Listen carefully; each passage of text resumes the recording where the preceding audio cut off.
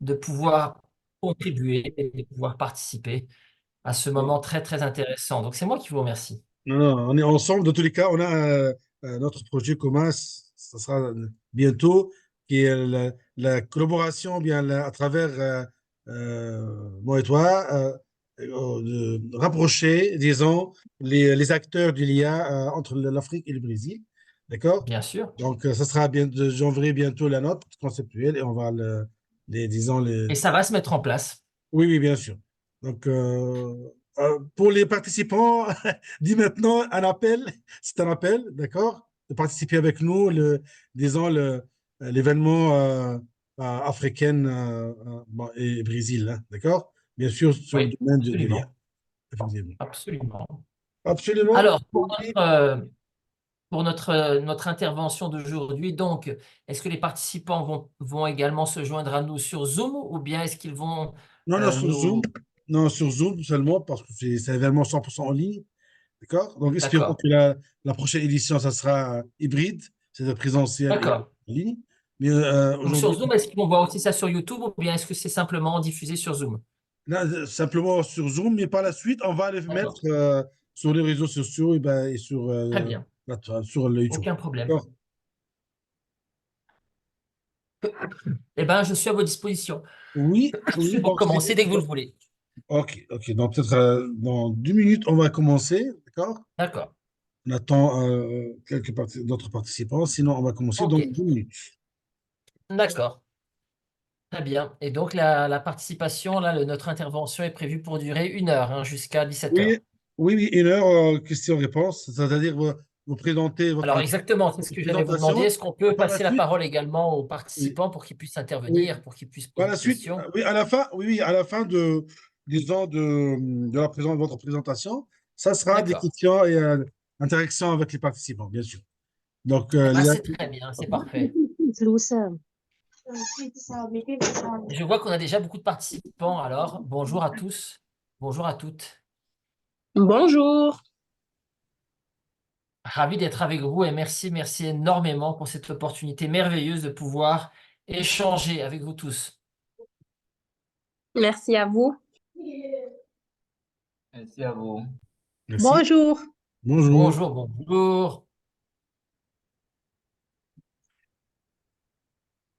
Donc, je vous laisse en tout cas, professeur, Ok, ok. Donc, cher ami, professeuresse, donc, ok, voilà, donc mettre en c'est 16 heures place maintenant. l'interaction comme vous le préférez. Ok, on va commencer. Donc, bonjour à toutes et à tous. Donc, merci encore une fois à cher ami et cher Philippe Mm. Cassapo d'avoir accepté notre invitation dans cette deuxième édition de la Semaine de l'IA en Afrique, dans le cadre de la promotion de l'IA aux jeunes africains. Donc, juste une petite, disons, récap sur Monsieur Philippe, qui est un expert international en innovation, leadership et transformation organisationnelle. Il est conférencier et consultant au Brésil et à l'étranger dans des projets de l'Agence luxembourgeoise de développement, l'Organisation des Nations Unies pour l'éducation, la science et la culture UNESCO et l'Union européenne. Il est également directeur de l'ALULAB.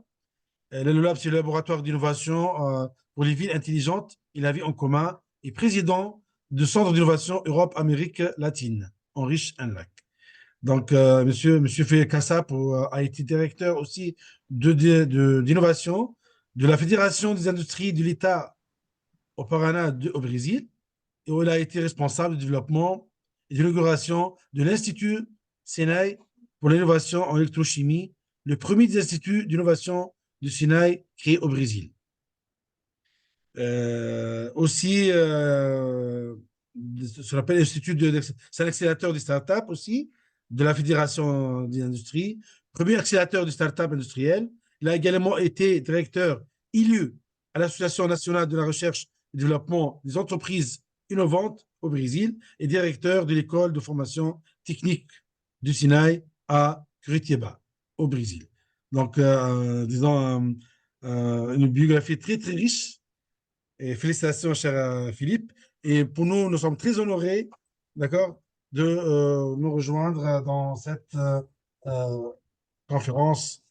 Et à vous la parole, cher Philippe. Eh bien, merci bien. Merci, professeur Esside. Merci à vous tous, merci à vous toutes qui nous avez rejoints aujourd'hui. C'est un véritable plaisir, c'est un honneur immense en ce qui me concerne de pouvoir rejoindre cette semaine de réflexion sur les opportunités, sur les possibilités que l'intelligence artificielle offre à l'Afrique, offre au monde, je dirais, offre à l'humanité. Et en ce qui concerne cette petite biographie qui a été citée par le professeur Esside, eh bien, une biographie, comme vous le savez tous, quelque part, ce n'est simplement qu'une rétrospective que ce qui est passé. Le plus important, c'est ce qui va venir, c'est le futur, n'est-ce pas?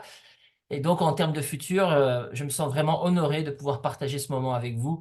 Et j'aimerais, en ce qui me concerne, féliciter toute l'équipe de l'Institut, de l'ITA-UN, féliciter en particulier le professeur Esside, d'être un grand défenseur, animateur, je dirais modérateur, provocateur de l'importance de la technologie, de l'intelligence artificielle dans beaucoup d'endroits dans le monde et en particulier dans l'Afrique. Et donc, en ce qui me concerne, eh bien, je vais essayer de contribuer de la meilleure manière, sachant que c'est une semaine très intense et vous allez avoir l'opportunité d'échanger avec beaucoup de spécialistes. Et donc, avec beaucoup d'humilité, je vais essayer moi-même d'apporter ma contribution. Et donc, pour que ces contributions soient valides, j'aimerais que vous vous sentiez tous vraiment confortables à n'importe quel moment pour intervenir, pour utiliser le chat, pour utiliser la parole si vous le souhaitez, de manière à ce qu'on puisse interagir et de manière à ce qu'on puisse construire aujourd'hui ensemble une réflexion qui soit vraiment notre réflexion au sujet des opportunités de l'intelligence artificielle pour l'Afrique. Et en ce qui me concerne, donc, j'aimerais aujourd'hui que nous débattions ensemble des questions très importantes, qui sont les questions éthiques, qui sont les questions morales, qui se posent au cœur de l'intelligence artificielle. Et donc, après cette brève introduction, j'aimerais demander la permission à Monsieur Esside de partager mon écran. Est-ce que je peux partager mon écran pour pouvoir commencer cette intervention? Oui, oui, vous avez le droit de partager votre écran. Très bien. Alors, allons-y. Voilà. J'aimerais savoir si tout le monde voit ma présentation. Éthique et morale au cœur de l'IA, de l'intelligence artificielle. Oui, oui, C'est bon? c'est bon, oui. Très bien. Très bien. Alors donc, ça va être une semaine très intense, comme on le disait. Vous allez pouvoir rencontrer de nombreux spécialistes et vous allez débattre de nombreux aspects techniques de l'intelligence artificielle. Vous allez parler de l'intelligence artificielle générative. Vous allez parler sans doute des réseaux de neurones artificiels. Vous allez parler de la reconnaissance d'images. Vous allez parler également de la génération automatique de texte, de la reconnaissance du langage naturel également. Donc, vous allez aborder de nombreuses opportunités techniques d'utiliser l'intelligence artificielle dans plusieurs secteurs, dans le secteur des finances, dans le secteur de l'industrie, dans le secteur de la médecine. Donc, il y a d'immenses opportunités que les outils de l'intelligence artificielle nous offrent pour pouvoir améliorer la qualité de vie de toutes les personnes, pour pouvoir améliorer également la productivité, la compétitivité de nos entreprises. Mais souvent, on en oublie de débattre un autre aspect qui me paraît quand même très important d'une nouvelle technologie, qui sont les questions éthiques, les questions morales liées à ce nouvel outil et aux possibilités qu'il nous offre. Donc, ce que j'aimerais vous proposer aujourd'hui, c'est de recontextualiser l'intelligence artificielle, ses outils et ce qu'elle nous offre en termes de développement dans un cadre éthique et dans un cadre moral pour que nous puissions prendre des décisions qui soient des décisions profondes, qui soient des décisions importantes de ce que nous voulons faire de ce nouvel outil qui s'offre à nous, cette intelligence artificielle. Donc, pour notre réflexion d'aujourd'hui, j'ai préparé quelques contenus, mais une fois de plus, j'aimerais vraiment, vraiment vous inciter à intervenir. Donc, n'hésitez pas à utiliser le chat. Voilà, j'ai deux écrans, donc je peux voir le chat ici sur la droite et je peux voir la présentation sur la gauche. N'hésitez pas à prendre la parole si vous le souhaitez pour que nous puissions réfléchir ensemble. Mais j'aimerais donc partager avec vous ces contenus et ces réflexions. J'aimerais qu'on commence par réfléchir dans un premier temps sur ce qu'est la cognition. Qu'est-ce que penser? Qu'est-ce que la réflexion? Qu'est-ce que l'essence de la cognition? Et sur ces technologies, qui sont des technologies que l'on voudrait cognitives, sur une intelligence que l'on voudrait produire de manière artificielle, mais peut-être sous une vision différente qui serait la vision d'une technologie médiatrice de cognition et non pas d'une technologie cognitive en soi. Ensuite, évidemment, j'aimerais qu'on parle un peu d'éthique, de morale et de ce qu'on appelle les dilemmes qui existent entre la perspective individuelle de la prise de décision, qui est la morale, et les règles collectives qui nous permettent de vivre en société, ce qu'on appelle l'éthique, et qu'on puisse ensemble réfléchir à cette constante interaction qu'il existe entre mes décisions personnelles et puis les règles collectives éthiques, et puis les dilemmes qui naturellement surgissent au cœur de ce conflit qui est un conflit permanent et qui est un conflit constructif en fait entre l'éthique et la morale. Et cette réflexion sur la dichotomie et le conflit qui naturellement existe entre les décisions individuelles et les décisions collectives, donc l'éthique et la morale, nous permettra de réfléchir de manière plus intense aux questions éthiques et morales qui doivent être posées au cœur de l'intelligence artificielle. Même si cette technologie est nouvelle, même si cette technologie nous donne de nombreuses opportunités et si on a envie de l'explorer sans limite, a priori, dans le cadre de tout ce qu'elle peut nous offrir, il me paraît très important, dès maintenant, que nous soyons capables de conduire une réflexion qui soit plus basée sur l'éthique et la morale pour faire un choix. Le choix de ce que nous voulons effectivement faire avec cet outil, avec cette intelligence artificielle. Un choix qui se pose au niveau de toutes les technologies qui sont implémentées, découvertes et qui sont mises à la disposition du public, de la société. Il faut que la société soit capable de débattre les questions éthiques et morales qui sont au cœur de l'intelligence artificielle, tout simplement parce que cet outil, comme tous les outils, nous voulons le mettre au service d'une société plus juste, d'une société plus équitable, d'une société plus équilibrée, plus transparente.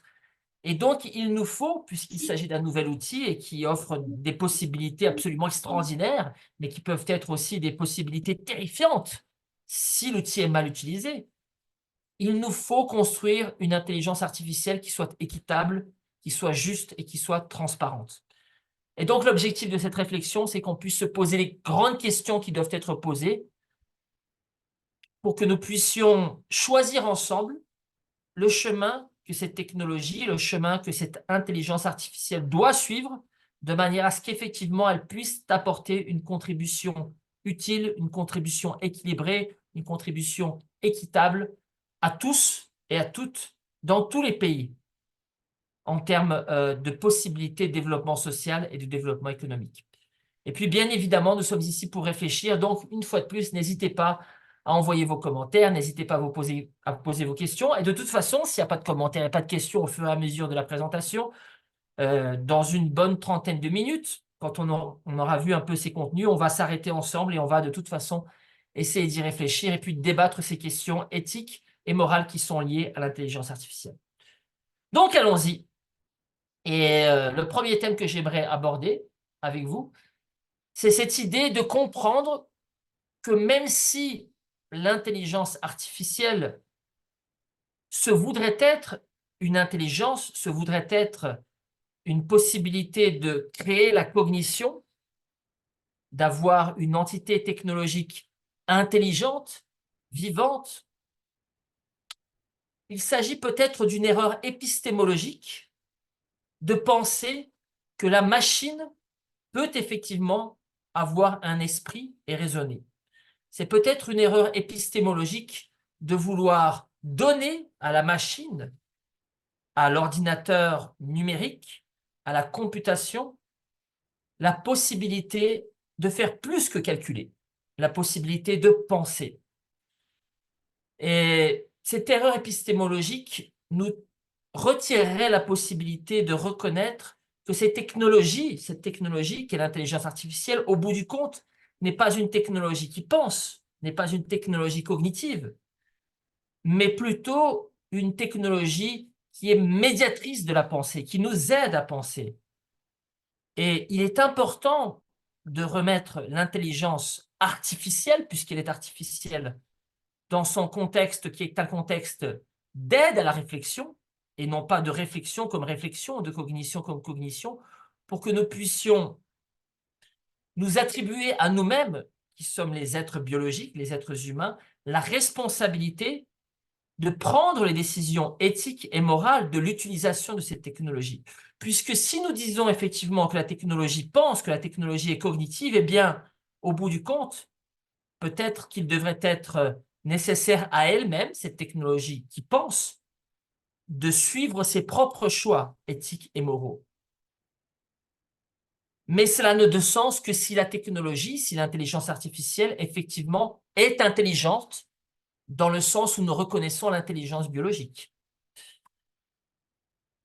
Donc, le premier élément de réflexion, et ce sur quoi il faut s'appesantir un peu, c'est d'essayer de comprendre au bout du compte pourquoi nous appelons l'intelligence artificielle et quels sont nos objectifs quand nous conduisons des recherches et développons des technologies d'intelligence artificielle.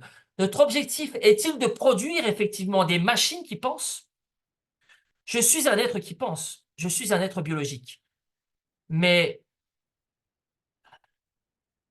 quand j'entreprends la recherche de l'intelligence artificielle, mon objectif est-il de produire une machine qui pense comme je pense, qui soit cognitive comme je suis cognitif, qui soit vivante comme je suis vivant? Ou mon objectif est-il de produire une machine qui m'aide à penser? Et vous voyez que c'est deux perspectives complètement différentes.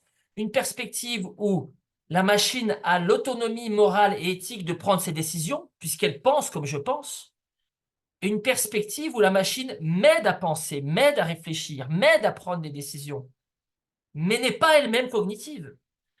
Et à partir du moment où effectivement je retire l'attribut de cognition, de pensée, d'esprit, l'esprit dans la machine, où je retire l'esprit qui pourrait exister dans la machine et que je réattribue la capacité d'esprit, de pensée, de réflexion à l'être humain, et je dis que la machine est simplement un outil qui m'aide à penser de manière plus effective, plus rapide, plus productive, eh bien, je reprends quelque part le contrôle et la responsabilité des décisions morales et éthiques en ce qui concerne l'utilisation de cet outil, de cette machine.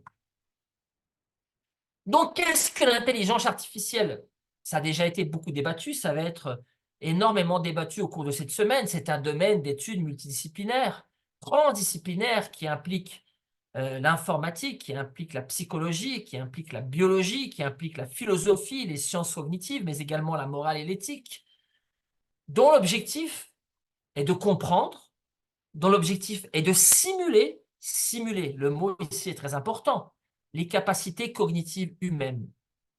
Et vous reconnaissez ici le film, le jeu de l'imitation, The Imitation Game, avec derrière une représentation de la machine de Turing, la première machine de Turing, et Alan Turing, le père, le créateur du concept d'ordinateur digital. Et Alan Turing, au moment où il construit donc la machine de Turing, cette machine digitale qui permet de réaliser des calculs rapides sur beaucoup d'informations, nous dit que ces calculs nous permettraient de créer un jeu, un défi, qu'il appelle le test de Turing, comme vous le savez déjà. Et ce test de Turing, c'est un jeu. C'est le jeu de l'imitation, mais c'est un jeu de l'imitation. C'est un jeu où la machine fait comme si elle était vivante, fait comme si elle pensait, fait comme si elle était capable de comprendre.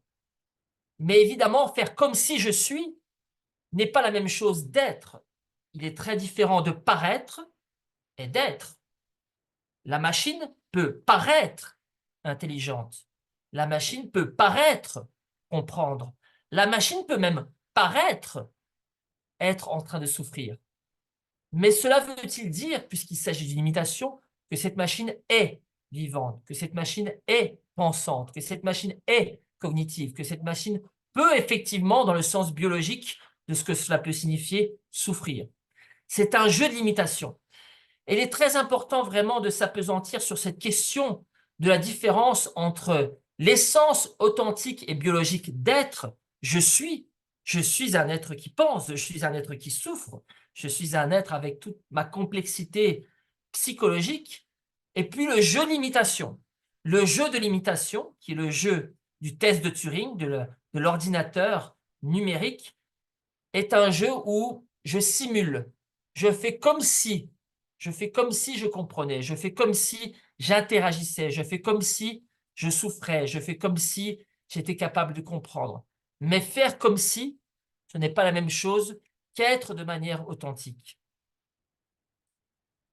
Donc, les paradigmes de l'intelligence artificielle qui naissent à partir du jeu de l'imitation, à partir de cette idée que grâce à la vitesse et la complexité que nous offrent, et d'ailleurs de plus en plus que nous offrent les ordinateurs, nous serions capables de créer des machines qui simulent la pensée. Deux grands paradigmes de simulation de la pensée ont été créés et sont toujours suivis d'ailleurs. Il n'y a pas vraiment d'autres paradigmes actuellement en termes de simulation de la pensée. Le premier paradigme, c'est le paradigme fonctionnaliste, le paradigme symbolique, c'est le paradigme de Fodor, le philosophe Fodor, qui dit que penser, c'est calculer. Penser, c'est construire un système de traitement automatique, de manipulation automatique de symboles. Et donc, cette manipulation automatique de symboles a lieu non pas en fonction du contenu sémantique de ces symboles, peu importe le contenu sémantique, puisque la sémantique appartient à la cognition, appartient à l'essence biologique d'être, de vivre, mais à la forme des symboles. Ce qui est important, c'est de manipuler les symboles d'un point de vue statistique, du point de vue de leur forme, du point de vue de la probabilité d'un symbole être suivi d'un autre symbole pour donner l'impression, pour faire comme si la machine était en train de comprendre et d'interagir en langage naturel. Et donc, ce paradigme, qui est évidemment le paradigme de ChatGPT, qui va être énormément débattu, je suppose, cette semaine, est un paradigme très ancien, puisque la première machine qui fait semblant de comprendre, qui fait semblant d'interagir en langage naturel, c'est le programme de Joseph Weizenbaum au MIT, qui s'appelle ELISA, qui est une simulation d'un psychothérapeute qui donc interagirait en langage naturel avec un patient en lui posant des questions, en reprenant les éléments dont le patient parle, pour faire comme si il s'agissait d'un psychothérapeute. Mais quelle est la différence entre le programme d'intelligence artificielle de 1964-1966, ELISA, et un véritable psychothérapeute? La différence, évidemment, c'est qu'ELISA ne comprend pas. ELISA simplement manipule les symboles, manipule d'un point de vue purement formel les symboles pour faire comme si elle comprenait et donner l'impression au patient que vraiment il est en train d'être écouté et vraiment il a une interaction profonde avec cette machine. Évidemment, un psychothérapeute comprend. Évidemment, un psychothérapeute peut souffrir pour son patient, peut compatir, peut être empathique. Donc, vraiment ressentir ce que le patient ressent. Et là, il y a une énorme différence, évidemment, entre faire comme si et être. Donc, voilà le paradigme de l'intelligence artificielle, qui est le paradigme que l'on nommera le paradigme fonctionnaliste. Et évidemment, quand on parle de ChatGPT, on va beaucoup parler de ChatGPT. ChatGPT, c'est une version ultra améliorée de ELISA avec des millions de paramètres, avec des millions, peut-être même plus d'informations qui sont analysées de manière à comprendre d'un point de vue statistique en fonction des différents langages et différentes langues que l'on peut utiliser, comment s'exprimer, comment répondre à une question en langage naturel. Donc, ChatGPT est une machine statistique à répondre en langage naturel et à provoquer des conversations qui ont du sens et qui peuvent être interprétées par nous-mêmes, qui sommes des êtres cognitifs, n'est-ce pas, comme une interaction avec un être intelligent qui serait ChatGPT. Alors, j'ai posé moi-même la question à ChatGPT. ChatGPT, qu'est-ce que ChatGPT? Et il m'a répondu que ChatGPT est un modèle de traitement de langage naturel qui est spécifiquement conçu pour générer du texte et interagir en langage naturel, ce qui permet de participer à des conversations, de répondre à des questions, de rédiger des textes et plus encore. Donc, à aucun moment, ChatGPT ne m'a dit qu'il pense, donc qu'il est. Il ne m'a pas dit je pense, donc je suis. Il m'a dit je suis une machine à manipuler le langage naturel d'un point de vue statistique pour participer à des conversations et répondre à des questions. Donc, vous voyez une fois de plus qu'il y a une énorme différence entre être et simuler que l'on soit, simuler l'essence. Le deuxième grand paradigme de l'intelligence artificielle, comme vous le savez, c'est le paradigme connexionniste. Au niveau du premier paradigme, penser, c'est calculer. Penser, c'est utiliser de manière statistique, de manière formelle, des symboles pour donner l'impression que nous sommes en train d'interagir en langage naturel. Le deuxième paradigme consiste à dire que penser, c'est connecter. La pensée, la conscience, selon le paradigme connexionniste, est un phénomène émergent de la complexité de l'interaction de micro-parties simples, d'unités simples, qui sont des unités de traitement des signaux. Donc, à partir de la compréhension et à partir de l'analyse de ce qu'est un neurone biologique, une unité biologique, alors c'est bien plus complexe que ça, mais une unité biologique de traitement du signal, en gros, McCulloch et Pitt, dans les années 40, donc tout ça c'est très ancien, il y a 80 ans déjà, McCulloch et Pitt créent un neurone, un modèle de neurone artificiel qui est en fait un système mathématique de traitement de signal où il y a des entrées, où il y a une somme des entrées et il y a un threshold, il y a un niveau à partir duquel, un moment à partir duquel la somme des entrées est suffisante pour pouvoir générer une sortie.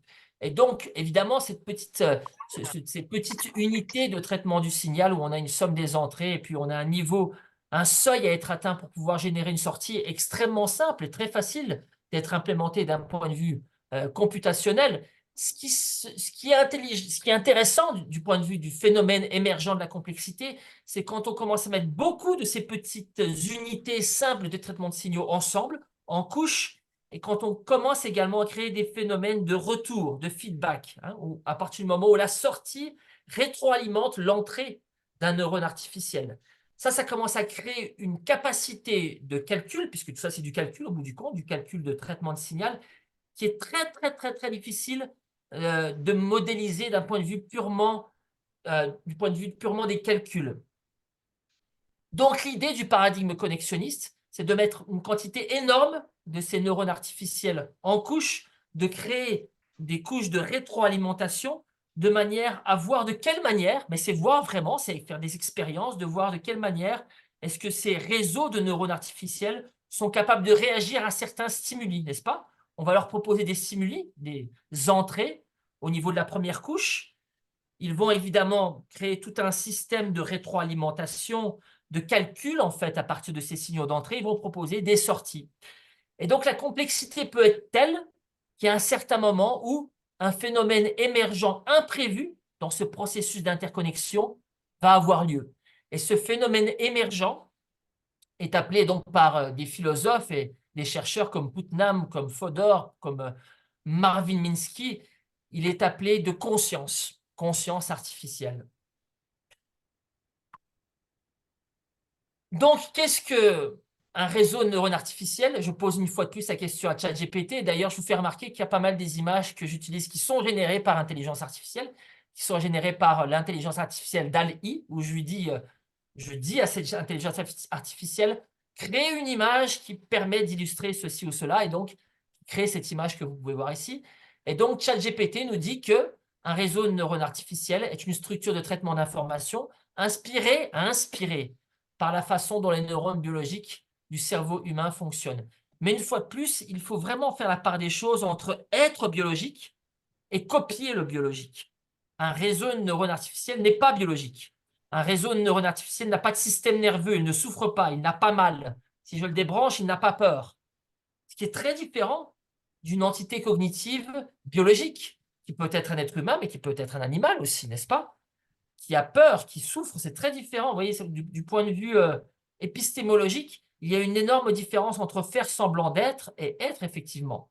Mais le fait est, à partir du moment où on est capable de mettre beaucoup de neurones artificiels ensemble et de créer plusieurs couches et d'avoir une rétroalimentation, eh bien là, on peut créer des phénomènes émergents qui sont quand même très impressionnants, qui sont les phénomènes émergents que l'on appelle apprentissage machine. L'apprentissage machine, le machine learning, où on soumet au réseau de neurones artificiels des données qui peuvent être des données étiquetées. Donc, on dit de manière étiquetée. Alors, le plus simple, c'est de montrer ça avec des images, mais on peut le faire avec n'importe quel type de données. Ceci est une tomate, ceci est une carotte, ceci est une pomme. Donc, on étiquette, on crée un label, n'est-ce pas? On crée une référence de ce qu'est chacune de ces instances d'une image. Donc, plusieurs types de tomates, très différentes les unes des autres, mais qui ont toutes le même label, qui ont toutes la même étiquette, tomate, carotte, etc. Et on entraîne le modèle de réseaux de neurones artificiels à faire le lien entre ces images, qui sont toutes des images d'une même entité qui est la tomate, et la manière dont on a étiqueté cette image. Ceci est une tomate, pour que, à partir d'un certain niveau d'entraînement, donc tout ça c'est du machine learning supervisé, où il y a de l'entraînement supervisé, puisqu'il y a des données étiquetées, eh bien la machine soit elle-même capable de classifier une carotte, une tomate, une pomme, etc. Donc là, ça commence à devenir intéressant parce qu'on a la sensation, et c'est une sensation, que l'intelligence artificielle apprend.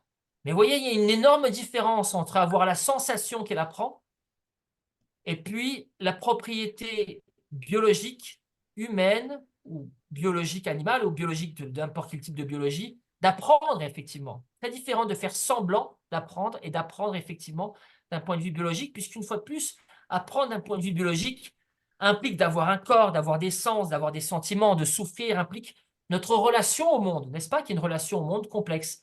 Là, on n'a pas une relation au monde, on a une simulation de la relation au monde qui permet d'avoir des propriétés émergentes, qui sont des propriétés de classification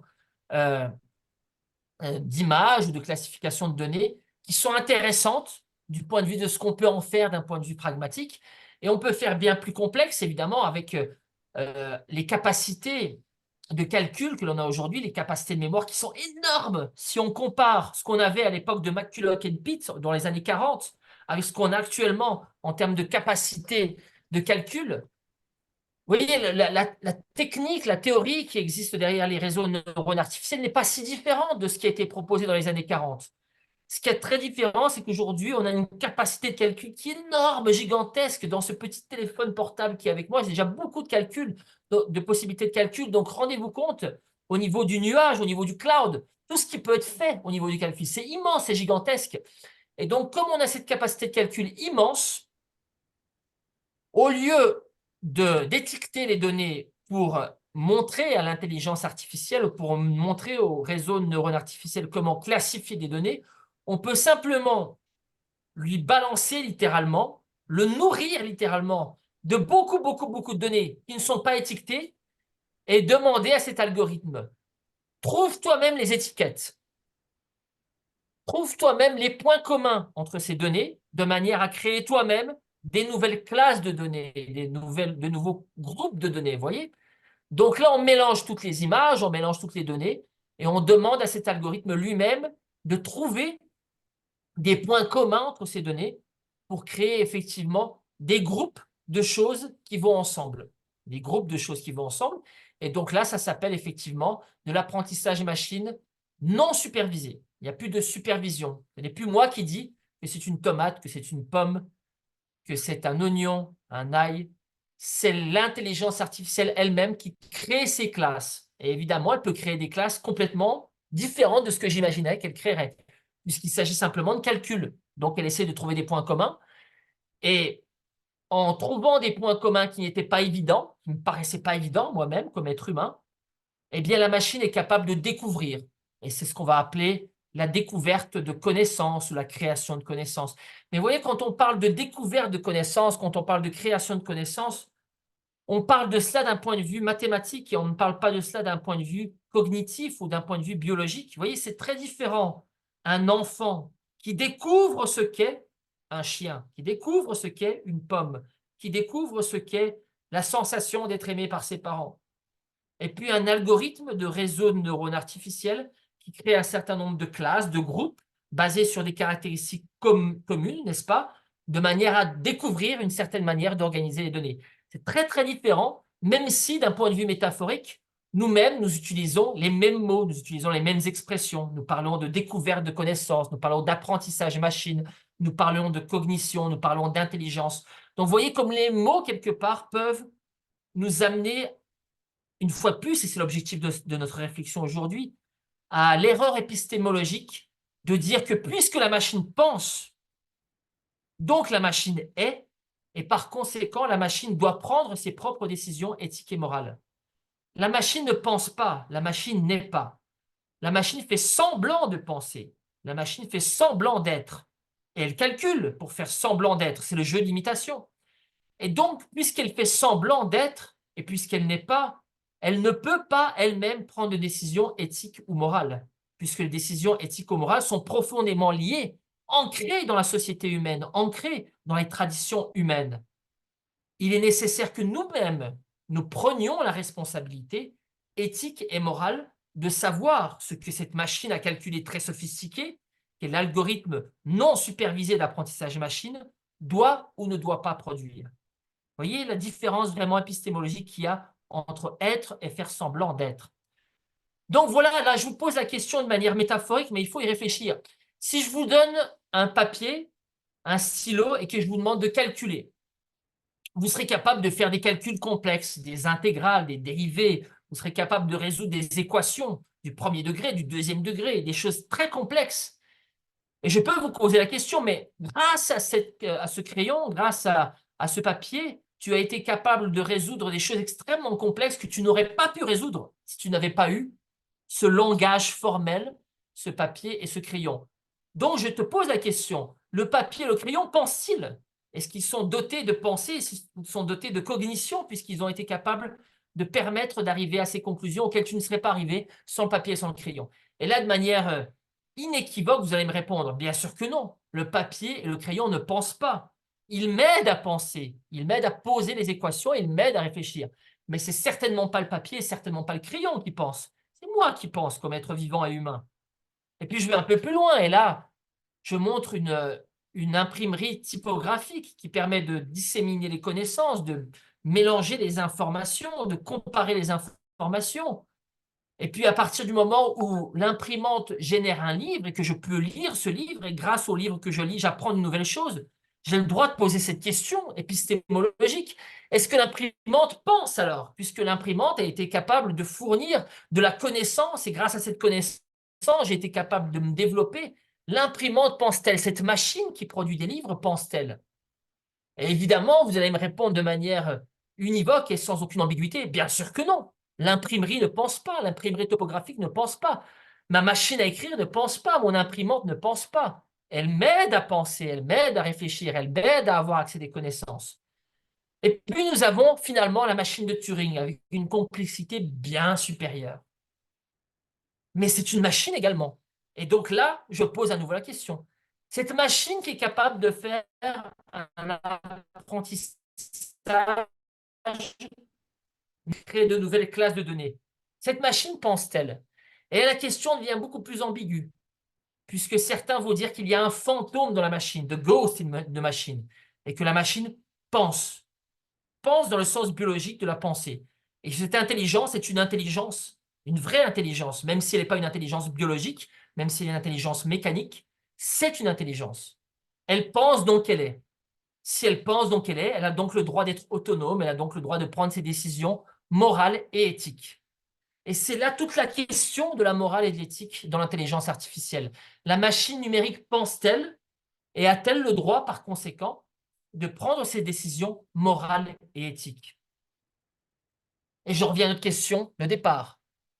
Est-ce que l'intelligence artificielle a comme objectif produire des machines qui pensent, ou est-ce que l'intelligence artificielle a comme objectif produire des machines qui nous aident à penser? Est-ce qu'il s'agit d'un système médiateur de contenu, d'un système médiateur de réflexion, d'un système médiateur de sens, ou est-ce qu'il s'agit d'un système qui a du sens en soi, dans le sens biologique de ce qu'est avoir du sens et penser? Et donc cette confusion épistémologique entre être et faire semblant d'être court un risque énorme de nous retirer à nous-mêmes, les êtres humains, la responsabilité d'insérer l'éthique et la morale au cœur de l'intelligence artificielle en disant « cette machine pense, par conséquent, laissons-lui le droit de décider ce qui est éthique ou moral, laissons-lui le droit de définir ce qui doit ou ne doit pas être fait ».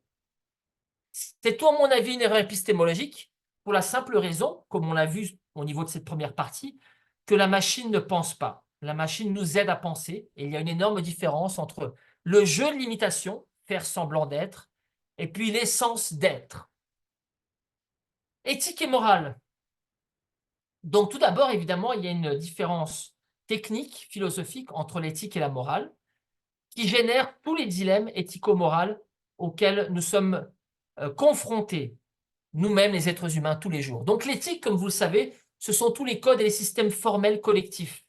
Comme nous sommes société, comme nous vivons ensemble, il nous faut des normes, il nous faut des règles sociales. Évidemment, ces règles sociales dépendent de l'endroit où on est, dépendent du moment où on est, elles évoluent avec le temps, mais il nous faut des règles sociales pour pouvoir vivre ensemble, et ces règles sociales, qu'on peut appeler lois, de manière plus ample d'un point de vue philosophique, nous les appelons l'éthique, les choix collectifs, les codes collectifs et les systèmes formels qui nous permettent de définir ensemble ce qui est bon et ce qui n'est pas bon, de définir ensemble ce qui est correct, ce qui n'est pas correct, et les règles que nous allons suivre ensemble pour pouvoir vivre en société.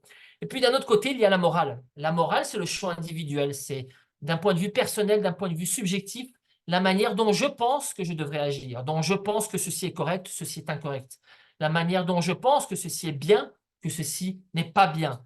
Donc, les normes et les règles d'un individu. Et évidemment, il y a un phénomène de rétroalimentation, un phénomène de cogénération, de co-construction constante entre l'éthique et la morale, puisque je suis moi-même soumis constamment à des règles éthiques, et chaque fois que je suis soumis à une règle éthique, je dois prendre la décision morale de suivre ou ne pas suivre cette règle collective. Et c'est là tout le dilemme éthico-moral entre les règles communes qui nous permettent de vivre en société et les choix individuels qu'il faut faire à chaque instant. Donc, je suis en voiture dans une rue au centre-ville et la règle, l'éthique, la règle qui a été mise en commun pour que nous puissions vivre ensemble de manière sûre pour éviter les accidents, c'est que je ne devrais pas dépasser la vitesse de 40 km/h avec mon véhicule au cœur de cette ville. C'est un code éthique commun. Et puis, il y a moi et ma voiture et mon choix individuel. Oh, après tout, 42, c'est pas très loin de 40. Est-ce que je peux rouler à 42 km/h?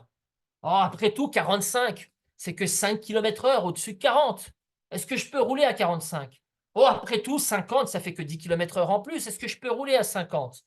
Donc, vous voyez qu'à tous les moments, je suis confronté à des choix en fonction des règles que nous avons établies.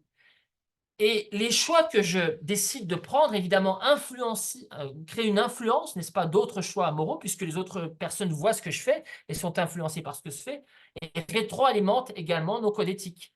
Donc, l'idée qu'on ait des codes éthiques qui régulent nos choix individuels, mais l'idée qu'on puisse faire des choix individuels pour s'influencer les uns les autres et pour réinfluencer les codes éthiques, dans le sens où peut-être que je trouve que 40, c'est trop rapide. Peut-être que je trouve qu'on devrait rouler à 30 km/h parce que 40, c'est trop dangereux. Donc moi-même, je roule encore plus lentement.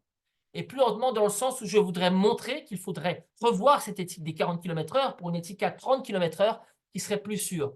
Le fait est qu'il y a donc toute une rétroalimentation, toute une construction mutuelle entre l'éthique et la morale qui pose des questions complexes, n'est-ce pas?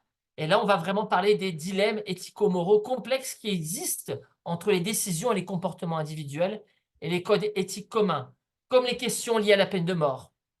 La peine de mort. Est-ce qu'il doit exister une loi qui dise qu'un être humain peut décider de la mort d'un autre être humain? Voilà un beau conflit éthico-moral, dans le sens où certains pays euh, ont des lois pour la peine de mort, d'autres n'ont pas de loi, ne permettent pas la peine de mort. Et il y a un débat constant qui s'instaure entre les comportements individuels et les règles éthiques au sujet de la peine de mort, au sujet de l'avortement, au sujet de la fin de vie, l'aide à la fin de vie, au sujet de l'expérimentation animale. Donc il y a énormément de questions très complexes que nous devons nous poser comme êtres humains et au sujet desquelles nous devons débattre pour créer des règles éthiques auxquelles nous devons obéir ensemble pour que nous puissions vivre en société, sans que ces règles éthiques soient définitivement immutables, dans le sens où nous pouvons toujours apprendre et nous pouvons toujours améliorer les codes éthiques communs qui nous permettent de vivre de manière plus juste, plus équitable, plus équilibrée en société humaine. Et puisque la machine ne pense pas, mais la machine nous aide à penser, et puisque la machine est capable de faire des choses très complexes, extraordinaires, comme donner l'impression qu'elle parle, donner l'impression qu'elle comprend, donner l'impression qu'elle peut prendre des décisions, donner l'impression qu'elle peut apprendre, il nous faut impérativement poser un certain nombre de questions au cœur du dilemme éthico-moral de l'intelligence artificielle. Je vais vous poser 6 questions et je vais illustrer ces 6 questions. Et puis après avoir posé ces 6 questions, évidemment, je vais ouvrir pour un débat. Emploi et automatisation. L'intelligence artificielle doit-elle, coûte que coûte, substituer l'emploi? Doit-elle, coûte que coûte, remplacer tout ce que nous pouvons faire comme êtres humains? Je ne vais pas répondre à la question, je ne pose que la question. L'intelligence artificielle doit-elle remplacer l'emploi? Surveillance et privacité. L'intelligence artificielle a-t-elle le droit, peut-elle nous surveiller au prix de notre vie privée? Je pose la question. Biais algorithmique. L'intelligence artificielle a-t-elle la possibilité, le droit légitime de développer ses propres croyances, que nous appellerons des biais algorithmiques? Sa propre notion de ce qui est correct, de ce qui est incorrect, de ce qui est bien, de ce qui est mal. A-t-elle le droit de développer ses propres biais algorithmiques? L'intelligence artificielle peut-elle nous manipuler au point de retirer notre consentement dans la prise de décision? L'intelligence artificielle peut-elle apprendre mes préférences au point où elle va utiliser mes préférences pour manipuler mon propre consentement et mon propre libre arbitre, ma propre capacité de prendre des décisions moi-même? L'intelligence artificielle doit-elle être responsabilisée en cas d'erreur? Si elle commet une erreur, qui est responsable? Est-ce elle-même, puisqu'elle a pris cette décision, l'intelligence artificielle? Est-ce celui qui a développé cette intelligence artificielle? Est-ce la société qui a permis à cette intelligence artificielle de prendre ces décisions? À qui appartient l'erreur si l'erreur est fatale? À qui appartient l'erreur si l'erreur implique des conséquences matérielles ou même des conséquences humaines dramatiques? Et finalement, l'intelligence artificielle est-elle développée effectivement dans une disposition, dans une vision et dans une volonté d'équité et d'accès global? L'intelligence artificielle est-elle développée pour tous et pour toutes, ou l'intelligence artificielle est-elle élitisée? Est-elle réservée à une élite? L'intelligence artificielle donne-t-elle accès à l'information et à ce pouvoir merveilleux de pouvoir découvrir des schémas originaux à tous, ou bien est-ce qu'on assiste au contraire à une segmentation, une fois de plus, de la société entre ceux qui peuvent développer et avoir accès à l'intelligence artificielle, et donc qui créent quelque part une nouvelle caste, un nouveau groupe de personnes dans la société, et ceux qui n'ont pas accès à l'intelligence artificielle? Ces questions sont les questions d'éthique et morale qui existent au cœur de l'intelligence artificielle. Donc, je vous pose les questions de manière très explicite et ensuite, on y réfléchit ensemble. L'intelligence artificielle devrait-elle remplacer le travail de l'être humain? Dans quel secteur? Quels seront les impacts sur l'emploi? Quels sont les accès équitables que l'on peut offrir aux nouvelles compétences, aux nouvelles fonctions, si nous avons des disparités économiques? Je pose la question et je vous laisse ensuite y répondre au niveau du débat. L'intelligence artificielle doit-elle coûte que coûte remplacer le travail? Deuxième question, l'intelligence artificielle a-t-elle le droit de collecter, analyser, interpréter mes données personnelles? L'intelligence artificielle doit-elle me connaître, tracer mon comportement, tracer mes préférences sans mon consentement? L'intelligence artificielle a-t-elle le droit de me surveiller? A-t-elle le droit de surveiller ce que je dis, ce que je pense, mes préférences politiques, par exemple? L'intelligence artificielle a-t-elle le droit de savoir quelles sont mes préférences morales, politiques, et de me ficher, de me mettre dans une certaine classe de personnes en fonction de mes préférences? Je pose la question. L'intelligence artificielle a-t-elle le droit de perpétuer ou d'amplifier les biais à partir des données, puisque les données qui sont disponibles, les données sur Internet, ne soyons pas naïfs, sont des données qui ont un biais, puisque ce sont des données qui sont produites par une certaine société, d'une certaine manière, par un certain groupe de personnes. D'ailleurs, réfléchissons-en, les gens qui produisent l'intelligence artificielle reflètent-ils la diversité? A-t-on de la diversité au sein des programmateurs, des concepteurs de l'intelligence artificielle? Donc, l'intelligence artificielle ne va-t-elle pas refléter des choix discriminants dans le domaine du recrutement, dans le domaine du crédit bancaire, dans le domaine de la justice? Prenons le crédit bancaire. L'intelligence artificielle a-t-elle le droit de déterminer elle-même qui va recevoir et qui ne va pas recevoir un crédit bancaire? Et pourquoi cette personne aurait plus le droit de recevoir un crédit que cette autre personne? Quels sont les critères? Ces critères ne sont-ils pas biaisés? L'intelligence artificielle, puisqu'elle analyse de manière purement mathématique et mécanique des données disponibles, qui sont des données biaisées, puisque l'Internet est biaisé, l'intelligence artificielle ne reflète-t-elle pas nos propres biais cognitifs humains? A-t-on le droit de laisser l'intelligence artificielle refléter les biais cognitifs humains? L'intelligence artificielle peut-elle être utilisée pour manipuler les comportements, les opinions? Peut-elle être insérée au cœur des réseaux sociaux pour faire de la publicité ciblée, pour retirer le libre arbitre et donc produire un phénomène de manipulation à partir de la publicité ciblée? L'intelligence artificielle peut-elle produire des deepfakes, une information qui est fausse, mais qui a l'air tellement réaliste qu'on dirait qu'elle est vraie? Donc cette image-là, c'est une image ancienne, c'est l'image de la télévision qui manipule la pensée, n'est-ce pas? Sur laquelle on a beaucoup réfléchi dans les années 60, 70, 80, 90. Mais sauf que la puissance d'un réseau de neurones artificiels en comparaison avec un réseau de télévision est infiniment, exponentiellement supérieure. Donc l'intelligence artificielle peut-elle manipuler les comportements?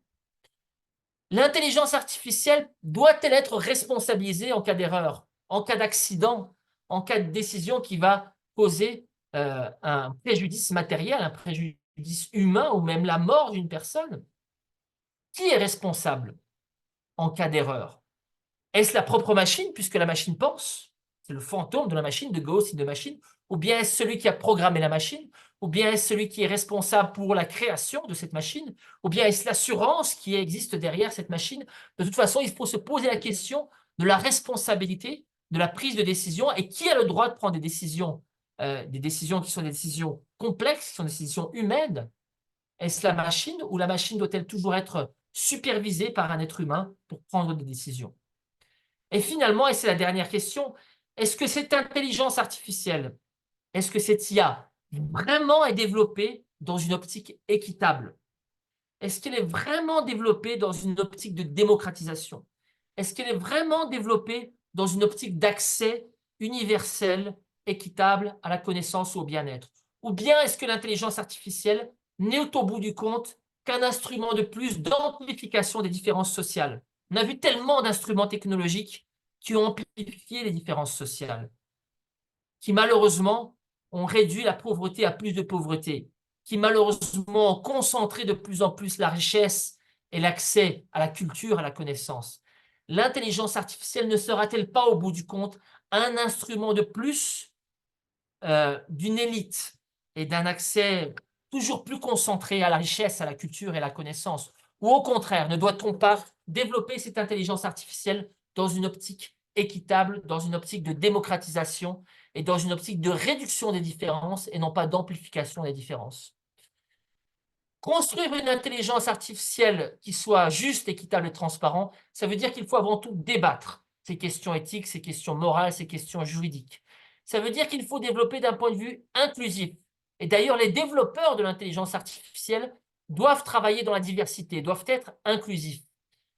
Cela veut dire que les groupes de données que l'on utilise pour entraîner l'intelligence artificielle d'un point de vue supervisé ou non supervisé doivent être des données non biaisées, puisque si on utilise des données biaisées, évidemment, on va créer des algorithmes biaisés. Ça veut dire que les algorithmes doivent être transparents. Il faut absolument qu'on soit toujours capable de tracer, de comprendre le processus de décision de l'intelligence artificielle. Ça veut dire qu'il faut auditer, qu'il faut tester régulièrement les questions éthiques, morales et en particulier les biais cognitifs qui existent dans les algorithmes d'intelligence artificielle. Ça veut dire qu'il faut être humble. Et quand on commet des erreurs, quand on voit des biais s'instaurer, il faut les corriger. Ça veut dire également qu'il faut éduquer, qu'il faut sensibiliser à l'éthique. Ça veut dire qu'il nous faut une discipline, qu'il nous faut une réflexion d'éthique et de morale dans l'intelligence artificielle, au cœur évidemment du génie informatique, du génie des données et de tous les développements des recherches et développement des connaissances et des doctorats et de tout ce qu'on peut imaginer au niveau de l'intelligence artificielle. Et puis ça veut dire qu'il faut partager avec beaucoup d'humilité et apprendre les uns des autres. Voilà, j'en ai suffisamment dit et il nous faut du temps pour partager, n'est-ce pas? Et donc par conséquent, je vais regarder déjà ce qui a été dit au niveau des questions. Est-ce qu'on peut comprendre que par là que l'IA n'est vraiment dangereuse que lorsqu'elle est manipulée dans ce sens. C'est-à-dire que seule, elle ne représente pas un vrai danger. Alors, l'IA en soi n'est ni mauvaise ni bonne, elle est ni dangereuse ni pas dangereuse. C'est un peu comme l'énergie nucléaire. L'énergie nucléaire est-elle dangereuse en soi? L'énergie nucléaire n'est pas dangereuse en soi. L'énergie nucléaire est l'énergie nucléaire, elle appartient à la nature. La question est de savoir ce que l'être humain fait de l'énergie nucléaire. La physique quantique, voilà, il n'y aurait pas d'énergie nucléaire s'il n'y avait pas eu la physique quantique, n'est-ce pas? La physique quantique est-elle mal? C'est un problème, il faudrait arrêter la recherche en physique quantique. Non, la physique quantique, elle est ni bien ni mal en soi, c'est la physique quantique, elle appartient à la nature.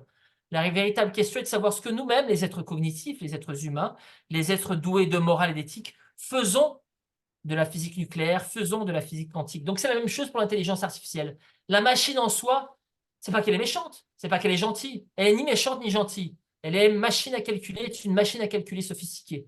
La question est de savoir ce que nous-mêmes allons faire de cette machine à calculer sophistiquée. Et si nous refusons de nous poser les questions éthiques et morales qui sont liées à cette machine à calculer sophistiquée, et si nous disons non, la machine pense, laissons-la penser, eh ben là, on va commettre une erreur effectivement épistémologique qui peut nous amener à des conséquences dramatiques en termes de développement des biais de l'intelligence artificielle et en termes de décisions que l'intelligence artificielle prendra. On a la merci, c'est une analyse rassurante. Oui et non, c'est une analyse rassurante, mais sachez que l'Internet est biaisé. Et d'ailleurs, je vous pose la question, ce n'est pas moi qui pose la question, c'est des chercheurs en Afrique de l'Ouest. ChatGPT parle-t-il moré? ChatGPT parle-t-il moussi? ChatGPT parle-t-il les langues de l'Afrique subsaharienne, qui sont des langues ancestrales parlées par des millions de personnes? La réponse est non.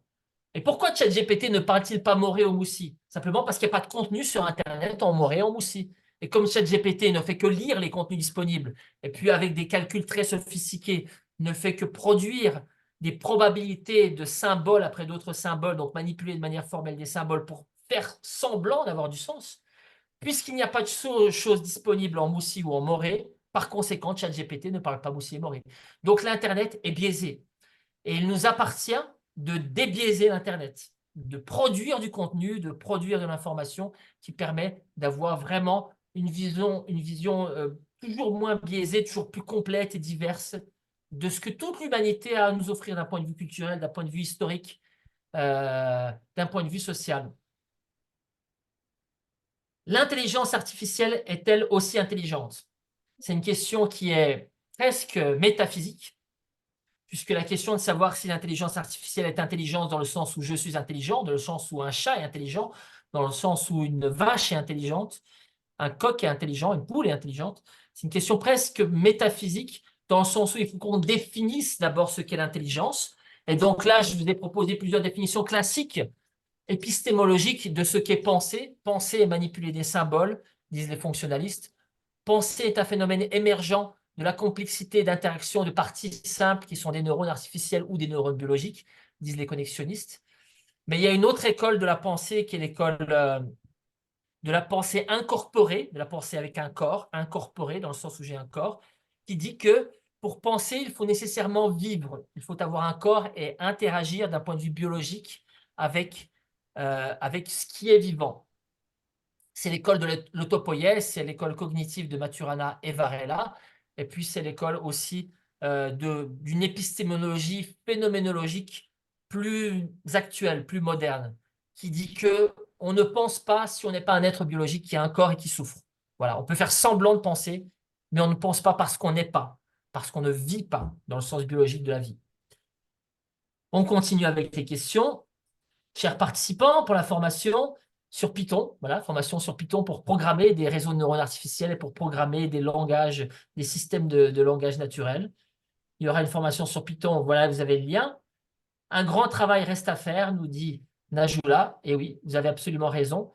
Et il faut surtout, surtout pas nous retirer la responsabilité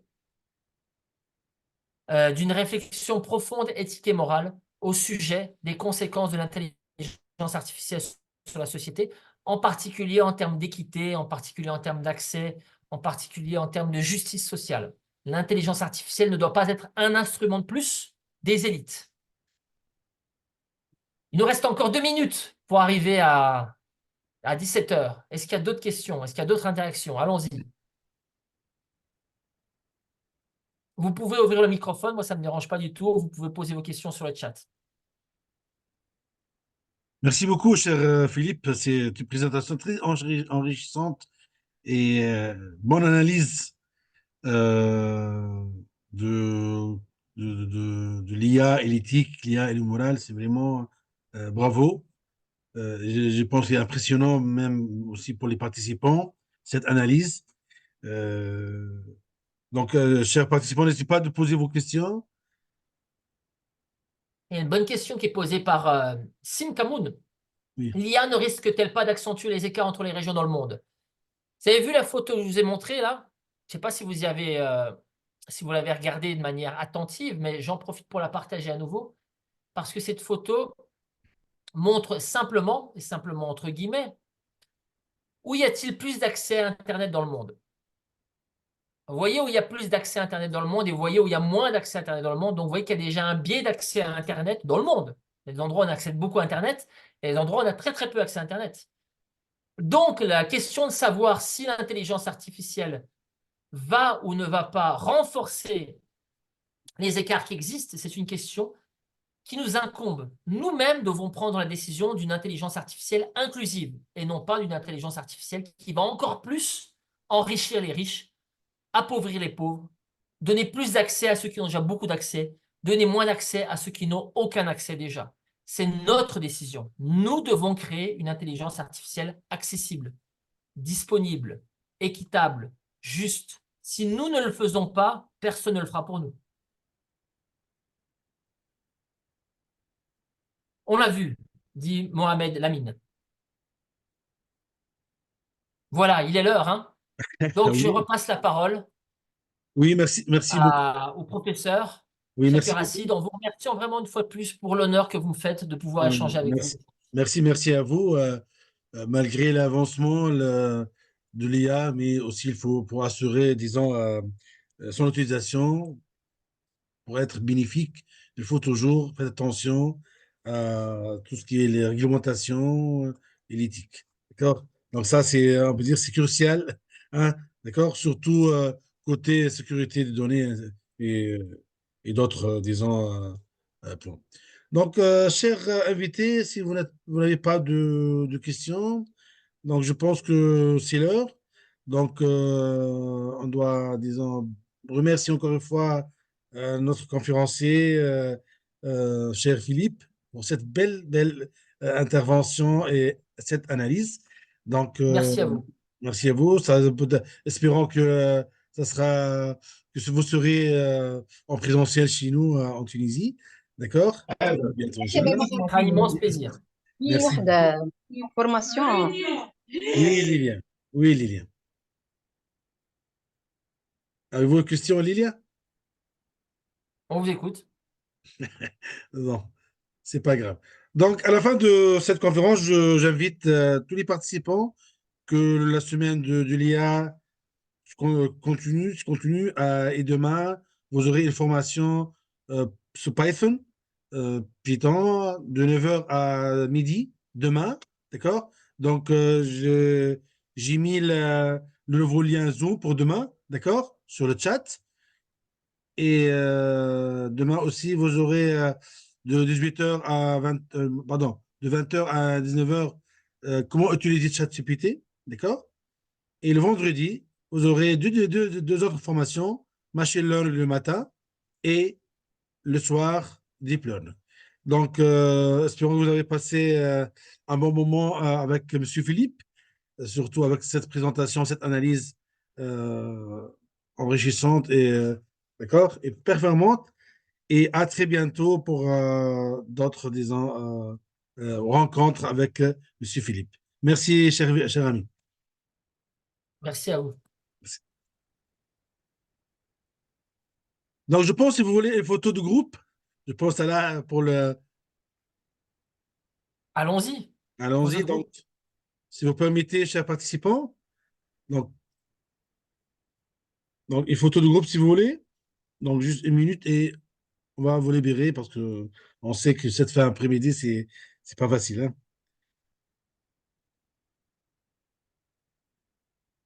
OK. Why not? Elle a dit, on fait. Donc, allez-y, activez vos micros très vite, à vos caméras plutôt. Ouais, ouvrez vos caméras, sinon la photo de groupe, ça va être bizarre, hein. On va voir que des noms écrits.